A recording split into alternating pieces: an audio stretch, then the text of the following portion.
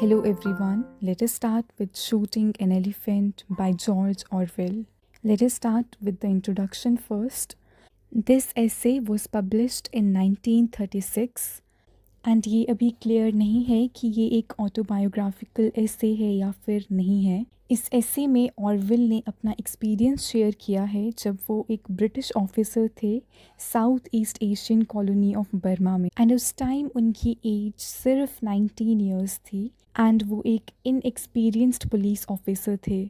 Orwell ने ये भी कहा है कि एक ऑटोबायोग्राफी पर तभी ट्रस्ट किया जा सकता है जब वो कुछ डिसग्रेसफुल रिवील करती है।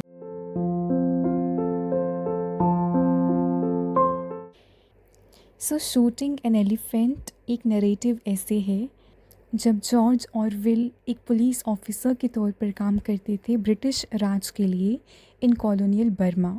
इस ऐसे में ऑरवेल अपने इनर कन्फ्लिक्ट के बारे में बात कर रहे हैं जो उन्होंने एक्सपीरियंस किया था जब वो ब्रिटिश एम्पायर को रिप्रेजेंट कर रहे थे। इस ऐसे की स्टार्टिंग में ऑरवेल ने एक्सप्लेन किया है कि वो इस ब्रिटिश कॉलोनियल प्रोजेक्ट को अपोज करते थे, यानी कि वो बर्मा के लोगों के साथ थे, ना कि ब्रिटिश राज के साथ। ऑल्सो वो ब्रिटिश प्रेजेंस को भी एक अनफेयर चीज़ मानते थे।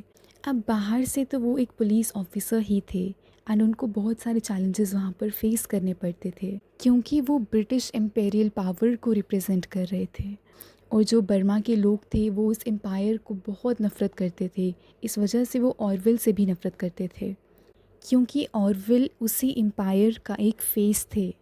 एंड ऑल्सो बर्मा के लोग उन्हें बहुत मॉक करते थे एंड वो बताते हैं कि उस टाइम वो बहुत यंग थे इस सिचुएशन को समझने के लिए और ये समझने के लिए कि उसे कैसे डील किया जाए।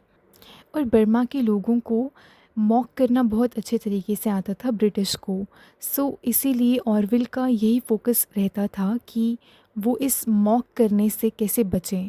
अब बात होती है एक दिन की जब ऑरवेल को पता लगता है कि एक एलिफेंट ने अपनी चेन तोड़ दी है एंड उसे मस्ट है, जो कि एक हार्मोनल डिसऑर्डर है जिससे एलिफेंट्स जो हैं बिल्कुल अनकंट्रोलेबली वॉयलेंट हो जाते हैं।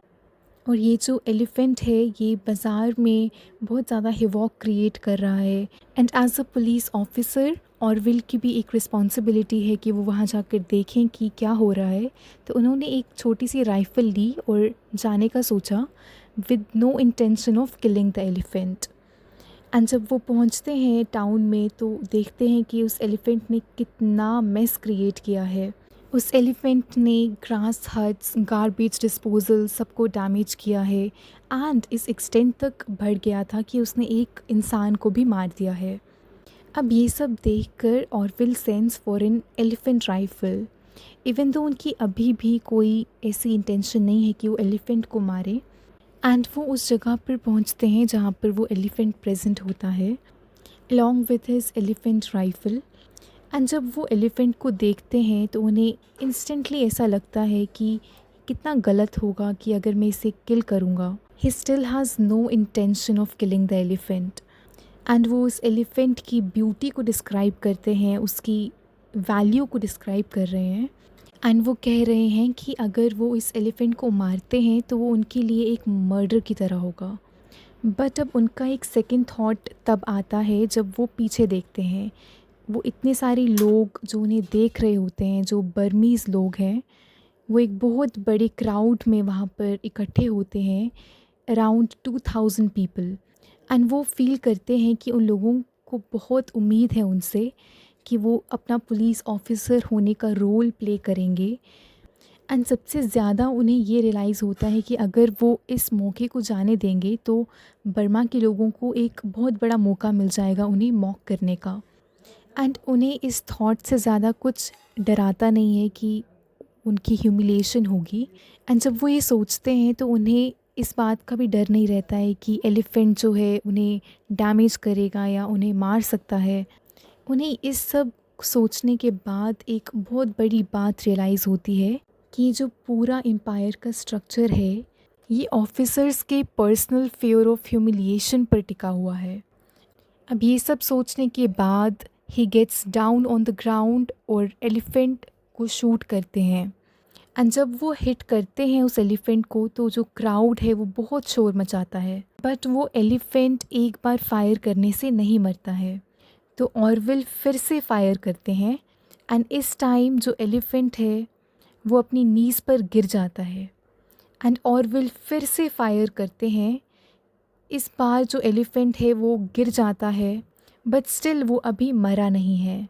अब ऑरविल उसके पास जाते हैं देखने के लिए कि वो अभी भी ज़िंदा है या नहीं, एंड वो फिर से फायर करते हैं एलिफेंट के हार्ट में, बट वो अभी भी नहीं मरता है। एलिफेंट जो है गिरा हुआ है, बट लोगों ने उस पर अटैक कर दिया है क्योंकि वो उसका मीट चुराना चाह रहे हैं।